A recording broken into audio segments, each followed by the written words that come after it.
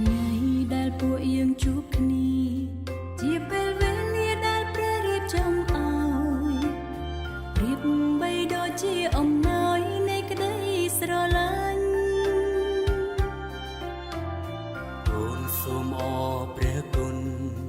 អរព្រះគុណដល់ព្រះវរបិតាដែលទ្រង់ប្រងមេត្តាស្នេហានេះសូមទ្រង់ប្រទានពរថ្ងៃមង្គលសិរីសូមទ្រង់ធ្វើជាស្ពាយនិងធ្វើជាសាក្សីពលពីពីស្វាមីព្រះរាថ្មីទូលក្តីសុខសាន្តរហូតទៅ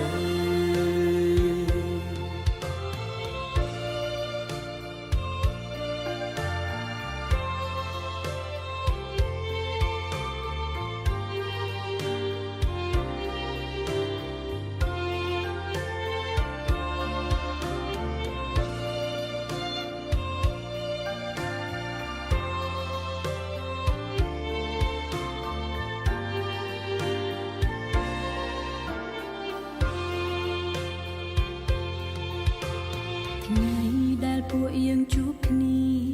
ជាពេលវេលាដែលព្រះរៀបចំឲ្យប្រៀបបីដូចជាអំណោយនៃក្តីស្រឡាញ់អូនសូមអរព្រះគុណអរព្រះគុណដល់ព្រះវរបិតាដែលទ្រង់ប្រងមេត្តាស្នេហានេះសូមទ្រង់ប្រទានពរថ្ងៃមង្គលសិរី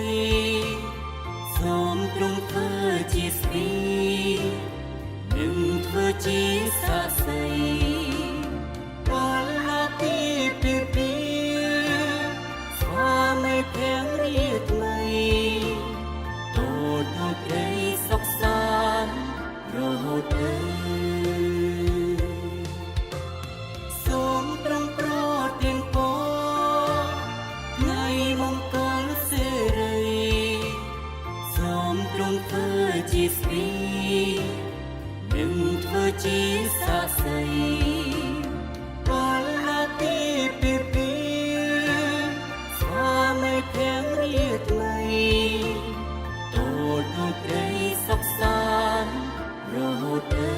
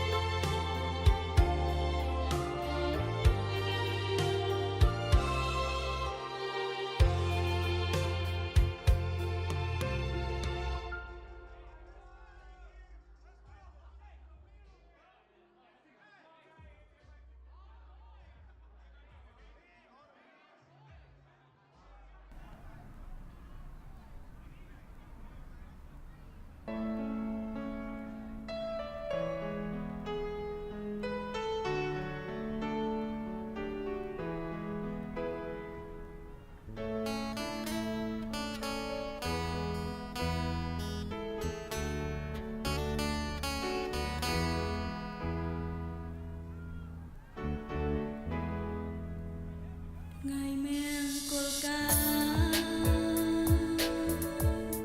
មានន័យណាស់ណាតើនាងដឹងទេថាអាពាហ៍ពិពាហ៍សំខាន់យ៉ាងណាចំពោះស្វាមីហើយនឹងដែលស្រឡាញ់គ្នារស់នៅជាមួយគ្នាជារៀងរហូត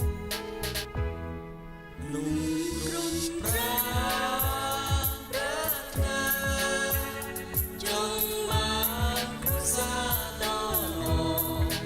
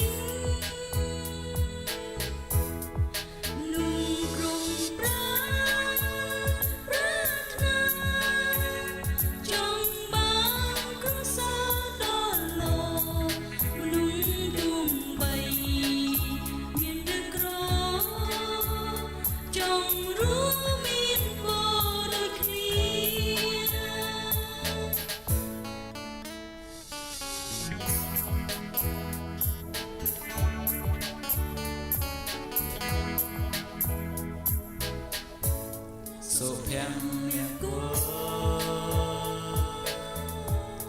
វវថ្លៃថ្លា